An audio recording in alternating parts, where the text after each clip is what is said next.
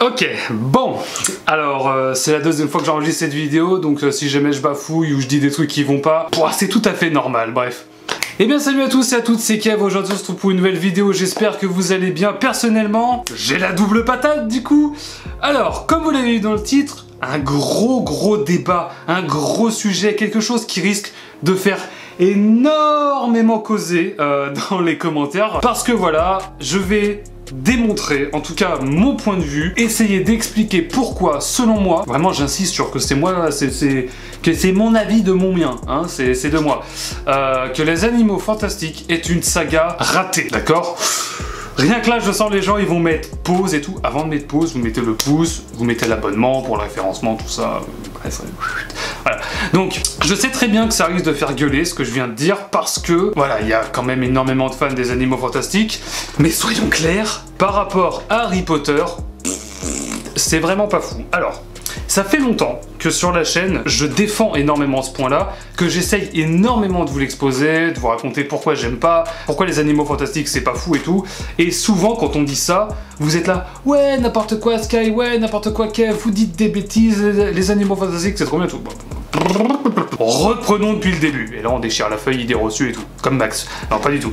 Donc, le truc, c'est que là, on va analyser point par point pourquoi c'est moins bien que Harry Potter. J'ai pas dit que Les Animaux Fantastiques 2, c'était de la merde. J'ai juste dit que par rapport à HP, c'était carrément en dessous. Mais quand je dis carrément, c'est carrément en dessous. Il y a des sagas qui sont bien meilleures que celle-là, d'accord? Je vais vraiment vous dire point par point pourquoi Harry Potter c'est mieux. Bon, on va commencer tout simplement au niveau de l'écriture. L'écriture, pour moi, c'est la base d'Harry Potter. Au-delà de la réalisation qui, dans HP, a été passée par pas moins de 4, je vais dire 5, pas moins de 4 réalisateurs, Chris Columbus, Alfonso Cuarón, Mike Newell, puis David Yates. David Yates d'ailleurs qui a été repris par la Warner pour réaliser Les Animaux Fantastiques. Ils se sont dit, le mec il a fait des bons films, Harry Potter il connaît donc ça va passer. Hein, voilà.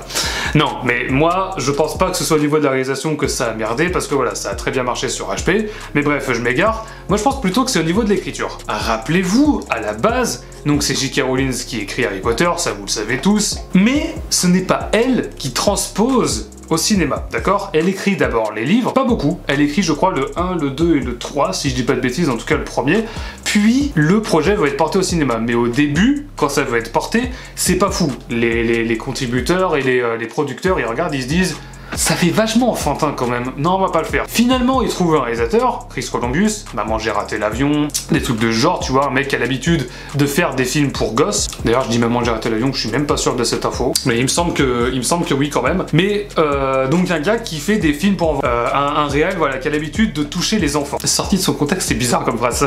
Oh putain, j'arrête pas de dire ça. Ah! Et donc, ça commence par là. Mais tout est établi dès le début. Un travail formidable sur les décors, des trucs de fou, enfin bref. Et surtout, le scénario porté par Stephen Kloves, qui comprend l'histoire que J.K. Rowling a écrit, mais juste du feu de Dieu. C'est hyper bien retranscrit, le film est long, il dure pas 1h30, c'est 2h30 je crois, le premier 2h20, 2h30, un truc comme ça. Donc tout est bien retranscrit, l'univers est extrêmement fidèle au roman, bref, tout va bien. Il fait le deuxième, puis changement de réalisateur pour devenir un petit peu plus sombre, avec Alfonso Cuarón, réalisateur mexicain qui apporte les têtes réduites, tout ça. D'ailleurs J.K. Rowling a dit être jalouse de ne pas avoir trouvé l'idée, génial. Donc tout va pour le mieux et la saga monte jusqu'à celle où elle se termine avec David Yates, très mature, très adulte, bref, une saga au top de A à Z. Maintenant, pourquoi ça ne s'est pas répété sur Les Animaux Fantastiques? Je pense qu'il y a eu un excès de confiance chez Warner Bros. Ils se sont dit, trop bien la saga Harry Potter, ça a super bien fonctionné, superbe, on va refaire la même chose dans le passé, 50-60 ans avant avec Les Animaux Fantastiques, on va réengager J.K. Rowling parce que c'est elle qui a écrit, donc après tout voilà, autant la prendre. David Yates parce que ça a bien fonctionné, mais voilà, il n'y avait pas les livres. Et là, on a la première différence. Rappelez-vous, Harry Potter, portage, livre vers cinéma, d'accord? C'est une retranscription, c'est un portage. Adaptation, c'est une adaptation plutôt. Maintenant, Les Animaux Fantastiques, on va écrire directement le film pour le cinéma. Et le problème, c'est qu'il n'y a pas Stephen Kloves. Stephen Kloves est scénariste, J.K. Rowling est écrivaine. Je sais pas si vous vous rendez compte, mais c'est pas la même chose. Je vais vous expliquer. Je connais pas les détails, mais ça paraît clair qu'un écrivain écrit pour un livre avec énormément de détails peut partir dans tout, revenir dans tout et tout pour faire des gros bouquins. un film, ça doit être clair et concis et court. Mais par rapport à Harry Potter, ça doit être clair et concis. On n'est pas non plus sur des films, on n'est pas sur du Spike Lee, on n'est pas sur du Robert Zemeckis, on n'est pas sur du... Oui, on n'est pas sur ce genre de réalisateur, on va devoir réfléchir. Ça se trouve, vous connaissez même pas ce que je viens de dire. On est sur des films adultes, matures, mais ça doit pas être du cinéma trop compliqué non plus, faut que ça se comprenne. Donc, alors je dis pas, les animaux fantastiques on comprend, hein, c'est pas non plus, voilà, c'est pas, on va pas regarder, on va pas être devant un Orange Mécanique ou je sais pas, je dis ça parce que voilà, je dis vraiment dans l'extrême là, on n'est pas dans des films trop compliqués, tu vois, et encore, ça va. Mais le truc c'est que le fait que J.K. Rowling écrive le film, j'ai l'impression qu'elle l'a plus écrit comme un livre vidéo live qu'un film, tu vois. J'ai l'impression que les Animaux Fantastiques ça n'a pas été pensé pour un film d'abord. Et c'est ça le très gros problème, à mon sens, c'est que J.K. Rowling n'est pas scénariste. Voilà, elle n'est pas scénariste, donc ça a foiré. Au-delà de ça, il y a d'autres problèmes. Il y a d'autres problèmes, mais qui sont liés à ça. On va reprendre Harry Potter. Par exemple, moi j'aime souvent citer celui-là, Harry Potter et la Chambre des Secrets. Pourquoi? Pour moi c'est à mon sens un des plus complets, et c'est le plus long je crois d'ailleurs, et c'est celui qui montre parfaitement l'exemple. Harry Potter, ça parle du jeune héros avec ses deux collègues, avec ses deux copains Hermione et Ron, qui partent à la quête de plein d'aventures chaque année en fait. C'est ça, c'est coupé en années en fait Harry Potter. C'est 8 années vécues au travers de 8 films. Donc c'est ça en fait qui est très fort dans Harry Potter. Dans les Animaux Fantastiques, il n'y a pas cette notion là du temps. On sait pas où on est en fait. Je suis en train de me rendre compte dans la vidéo que c'est ça le problème, il n'y a pas la notion du temps. Et donc du coup dans les animaux, dans Harry Potter et la Chambre des Secrets, donc on est à sa 2e année, et l'histoire, c'est de déceler qu'est-ce que la Chambre des Secrets, d'accord? C'est pas forcément lié à Voldemort. Le fil principal de la saga, les 3 héros qui vont devoir battre Voldemort, c'est un peu écarté. On est sur vraiment la Chambre des Secrets. Trouver qu'est-ce que c'est, comment l'ouvrir, pourquoi, c'est quoi le Forche-Langue, d'où ça vient, qui est le maître de cet endroit, qui c'est qui a tué la chatte de... Tout ça, tu vois, c'est lié vraiment que et uniquement à la Chambre des Secrets, d'accord? Alors que les Animaux Fantastiques, si on prend surtout le 2, ça parle de tout. Il y a du Lestrange, il y a du Clarence, il y a du Grindelwald, il y a du Minerva, il y a du je sais pas quoi, il y a même l'autre avec la pierre philosophale qui revient, j'ai oublié son nom. Bref, c'est n'importe quoi. Ça ouvre des portes partout, ça ne les referme pas, on ne sait pas. C'est complètement décousu. Et c'est ça le plus gros des problèmes des Animaux Fantastiques, d'accord?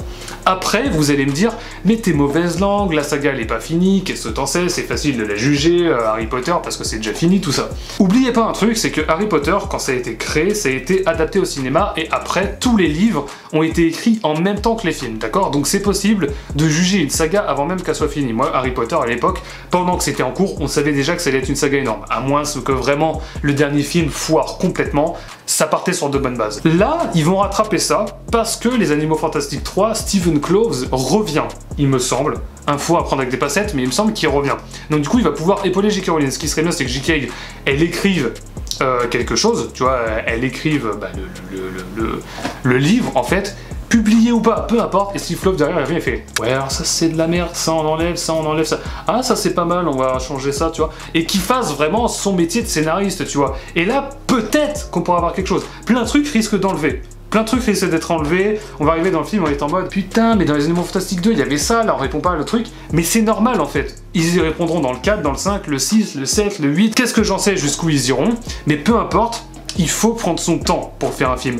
Tu peux pas mettre autant d'informations dedans. Je vais vous donner un exemple concret au cinéma qui a prouvé qu'il fallait absolument pas faire ça, c'est la saga de Star Wars. Il y a eu la trilogie, puis la prélogie. Ça, c'est une question de budget et de matériel à l'époque qui n'était pas disponible. C'est pour ça qu'il a fait comme ça, George Lucas, qu'il a fait la prélogie après, parce que dans la prélogie, il y a pas... c'était plus futuriste et c'était pas assez détruit, c'était pas post-apocalyptique. Du coup, c'était plus facile de faire à notre époque qu'à son époque dans les années 70-80, tu vois. Bref, Disney a racheté le truc et ils ont continué la saga, mais complètement décousu, sans plus rien suivre, en faisant de la merde et tout, et ça a donné la postologie, celle avec la nana, je me rappelle même plus de son nom. C'est bien, mais c'est pas ouf, le scénario ça pue la merde. Et donc, le problème c'est que si Harry Potter, avec les Animaux Fantastiques, il continue comme ça risque de finir comme une saga, exactement comme Star Wars. Une saga qui commençait bien mais qui finit en déclin. Vous allez me dire, ouais, suffit de pas penser aux Animaux Fantastiques et dire que Harry Potter c'est une saga, une seule et même saga, mais le problème c'est que ça fait partie du même univers, tu vois. Donc c'est pas possible, en fait, de dire ça. Donc, d'autant plus un truc qui est aussi très dommage sur les animaux fantastiques, c'est qu'on sait comment ça va se finir, puisque c'est avant, tu vois, c'est une prélogie. Donc du coup, on sait ce qui va se passer, à moins que toutes les erreurs qu'ils aient fait dans les Animaux Fantastiques 2, ils les enlèvent, ils les dégagent, et ils se concentrent vraiment sur Newt et les Animaux Fantastiques. Ça s'appelle quand même comme ça, à la base. Ils auraient dû appeler ça Grindelwald les découvertes de je sais pas quoi, de Clarence, là, parce que, non, en fait. Ce n'est pas les Animaux Fantastiques. Alors, en tout cas, là, ça part complètement ailleurs. Je suis désolé, moi, je voyais un nom comme ça, au début, je m'attendais avec un truc sur les animaux, tu vois. Un truc, il y aurait eu des très grands espaces avec des animaux de ouf qu'on ne connaît pas dans Harry Potter. Il y en a eu quelques-uns, mais c'est franchement, bon, tu vois, c'est pas ouf, quoi. À moins qu'ils considèrent l'Obscurial comme un animal, et du coup, ouais, ça colle, bon, super. Ou alors, fallait l'appeler Newt Scamander, à la limite, la saga, je sais pas. Mais en tout cas, c'est un peu flou. T'as l'impression qu'ils ont fait ça pour le pognon à la va-vite, en mode ouais, bah Harry Potter ça a bien marché, bon allez on va faire ça, je suis sûr que ça va marcher. J.K. Rowling en fait à la base, c'était bien ce qu'elle faisait, elle faisait ça pour la passion, mais j'ai l'impression que l'argent lui a trop monté à la tête, tu vois. Maintenant elle fait trop des trucs en mode ouais c'est pas mal, ouais je vais le faire, ouais ça fait du fric, allez, tu vois genre... Donc bon, on verra ce que ça va donner. Les Animaux Fantastiques 3, j'espère qu'il sera bien parce que j'adore cette saga-là. Franchement, Harry Potter, c'est une de mes sagas favorites. Elle est parfaite de A à Z. Le fil rouge de chaque film est trop cool. Le fil rouge de toute la saga est trop cool. Tout est cohérent, tout est bon. La réalisation, le son, les lumières, les acteurs, l'acting, tout est bon. Donc, bon... J'espère que la saga finale des Animaux Fantastiques donnera pareil, mais en tout cas, vu comment c'est parti, il y a peu de chance. Dites-moi ce que vous en avez pensé dans les commentaires, j'espère que ça vous aura plu, j'espère que vous aurez des arguments lourds pour me démontrer le contraire. Encore une fois, je le répète, je dis pas que les Animaux Fantastiques c'est de la merde, je dis juste que c'est extrêmement en dessous d'Harry Potter. Voilà. Bref, j'espère que ça vous aura plu. Si c'était le cas, vous n'hésitez pas, vous mettez le pouce bleu, c'est très important pour le référencement. Vous vous abonnez, vous mettez la cloche. C'était Kev, à la prochaine pour une nouvelle vidéo. Bye!